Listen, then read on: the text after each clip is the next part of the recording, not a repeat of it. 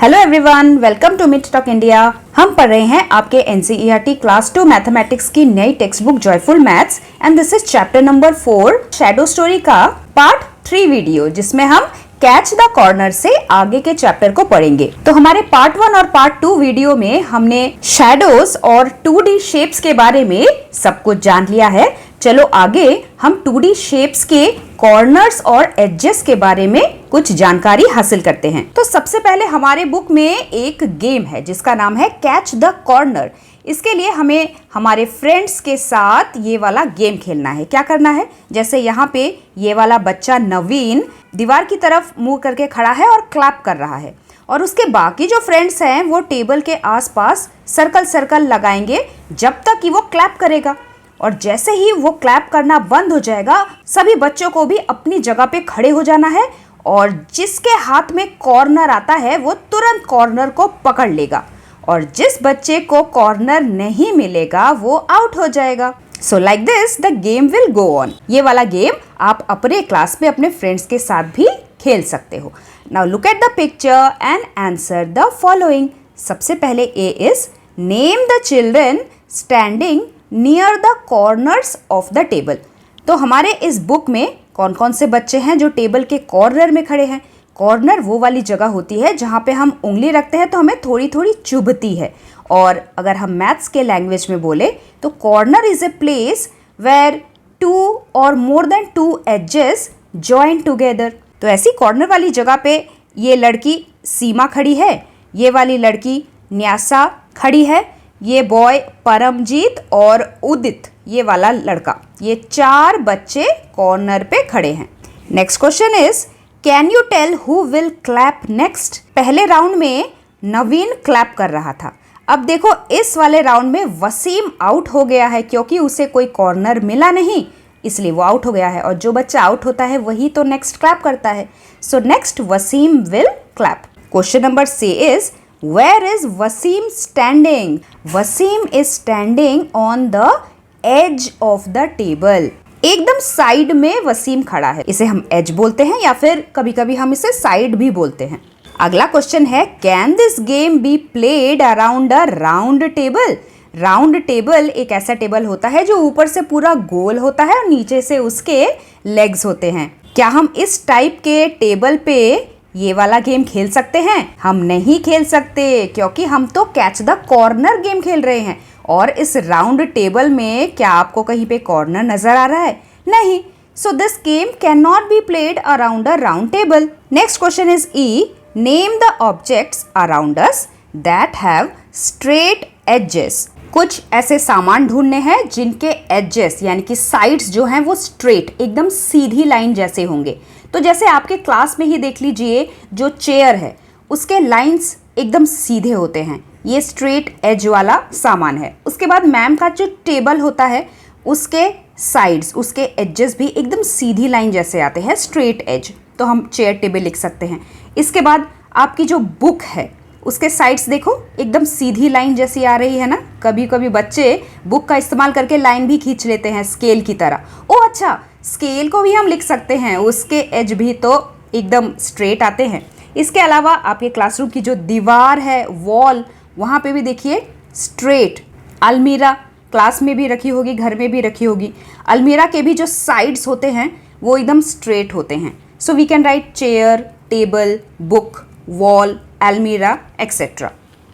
Next question is number F many objects around us. बहुत सारी चीज़ें हमारे पास ऐसी हैं विच हैव कर्व्ड एजेस, जिनके जो साइड्स होते हैं वो सीधे लाइन जैसे नहीं होते, मतलब हम उनको हमारी नोटबुक पे रख के एक सीधी लाइन नहीं खींच सकते, वो कर्व्ड एज एकदम गोल घुमावदार साइड वाले होते हैं। Such are the object shown below. जैसे ये बॉल, अगर मुझे अपने नोटबुक पे एक सीधी लाइन खींचनी है तो बॉल को रख के क्या मैं खींच पाऊंगी? नहीं, क्योंकि इसका जो लाइन आएगा वो गोल आ जाएगा। इसीलिए हम इन टाइप के ऑब्जेक्ट्स को कर्व एज वाला सामान बोलते हैं, जैसे football, clock, watermelon, orange, lemon etcetera. Explore and share the names of more such objects around you. Now go to the next question. Let us think how many corners do object with curved edge have. अब देखो ये जो नींबू है इसका side एकदम गोल है, curved edge. अब इस कर्व्ड एज वाले सामान में क्या कोई कॉर्नर, कोना हमें नजर आ रहा है? कोना एक ऐसी चीज होती है जहाँ पे हमारी उंगली थोड़ी थोड़ी चुभती है, तो इस नींबू में तो कोई है ही नहीं, तो हमारा आंसर है 0। The object which has curved edge has no corners और 0 corners. Number B question is name the objects that have both straight edge and also the curved edge. कुछ ऐसे ऑब्जेक्ट्स जिनके पास दोनों स्ट्रेट एज है और curved edge भी है। तो जैसे फॉर एग्जांपल सबसे पहले गिटार की फोटो को देखिए, ये वाला जो साइड है ये पूरा स्ट्रेट है, स्ट्रेट एज, लेकिन नीचे वाला जो साइड है वो पूरा गोल है, कर्व्ड एज। तो गिटार एक ऐसा चीज है जिसमें स्ट्रेट और कर्व्ड एज दोनों मौजूद है। उसके बाद कार में नीचे की तरफ देखिए एकदम सीधा होता है, स्ट्रेट एज, जबकि ऊपर की तरफ थोड़ा सा घुमावदार, कर्व्ड होता है। So both curved and straight edge. उसके बाद स्क्रू ड्राइवर आपके घर में भी जरूर होगा, उसका ये वाला जो पोर्शन है वो गोल गोल है जहाँ पे हम पकड़ते हैं।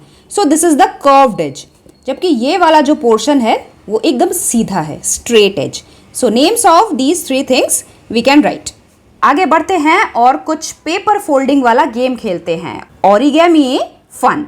उसके लिए हमें एक पेपर लेना है, इस तरीके से स्क्वायर होगा तो अच्छा होगा, और अगर स्क्वायर नहीं है तो उसे फोल्ड करके मेक इट अ स्क्वायर। उसके बाद next question, it has dash corners. 1 2 3 4 corners हैं, so we can write 4 corners and dash edges. Edges मतलब साइड्स। कितने sides? 1 2 3 and 4 sides. So let us write 4 edges. Next question, fold it in half by joining 2 corners. अच्छा, paper को ऊपर से नीचे की तरफ लेकर आइए और बीच में से फोल्ड कर दीजिए। अब कौन सा शेप नजर आ रहा है? Next question is tick the shape which you will get. You will get a triangle. So this is the triangle shape, हम इसे टिक करेंगे। अगला सवाल है, this shape has dash corners. अब ट्रायंगल में कितने कॉर्नर? 1 2 3 कॉर्नर्स। उसके बाद ट्रायंगल्स हैव डैश एजेस। कितने साइड्स हैं? 1 2 3 edges. So let us write 3 edges. Next question, fold the paper again into half to get a triangle and then unfolded. उसके बाद हमें क्या करना है? Now make 2 triangles from 2 corners of the triangle. ये जो हमें ट्रायंगल मिला था इसके कोने कोनों को हमें फोल्ड करना है कुछ इस तरीके से, जैसे कि आप अभी इस वीडियो में देख पा रहे हैं। Now how many corners are there? ये एक कोना है, ये भी एक कोना है। 1 2 3, this is 4, this is 5, this is 6, this is 7. So we will write 7. After that fold the third corner. नीचे की तरफ जो कोना था उसमें से एक पेपर को लेके ऊपर की तरफ फोल्ड कर दीजिए, अपवर्ड्स फोल्ड कीजिए and make the nose and eyes as shown. और इस तरीके से हमें एक पेपर डॉग मिल जाएगा जिससे हम पपेट खेल सकते हैं। Can you fold the square sheet in such a way so as to get a shape with 4 sides? अगर हम स्क्वायर शीट को बीच में से फोल्ड कर देते हैं तो देखो हमें क्या मिला? रेक्टेंगल शेप मिल गया। और रेक्टेंगल में भी 4 साइड्स ही होते हैं, लेकिन रेक्टेंगल के 4 साइड्स सेम नहीं है। 2 साइड्स छोटे हैं और 2 साइड्स बड़े हैं, जबकि जो स्क्वायर था उसमें चारों के चारों साइड्स बराबर ही थे। अब हमें जो रेक्टेंगल मिला, how many corners does it have? तो रेक्टेंगल में भी 1 2 3 एंड 4 कॉर्नर्स होते हैं।